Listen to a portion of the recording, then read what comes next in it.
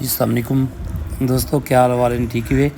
अज अस कुछ कहते पे हैं कि जेड़े वेले जाइन का टुक्कर पकावना होए तो वत किवें साडे थल दे विच या साडे देहातां दे विच किवें आटा मल्ला वैंदा है, लेकिन कि इन्होंने किहड़े तरीके नाल आटे को ज़मीन ते रख के इहदे विच पानी पाता है। पानी पाउण तो बाद देखिए किवें पेड़े बनाए ने। पेड़े बनाउण तो बाद देखो कि कैसे तरीके नाल एक गुंदेंदा पे ये बजुर्ग है।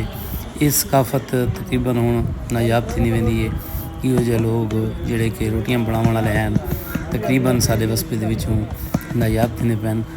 ते देखो कि हुण कंडे को किवें गुंदेंदा पे बेहतरीन तरीके नाल बड़े सी, कोई टब की जरूरत नहीं पई को कुछ भी कानी थिया। देखो सोहणे तरीके नाल गुंद के ते आटे की सैटिंग करिंदा पी है।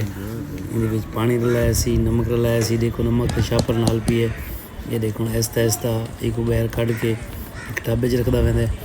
देखो कि ड्राई आटा जोड़ा है बिल्कुल पिछम पकाया रह गए। इन देखो कि हूँ कि तरीके नाल नफासत नाल सारा आटा बैर कढ़ के दे। देखो ये रोटी पा रही थी दोस्तों।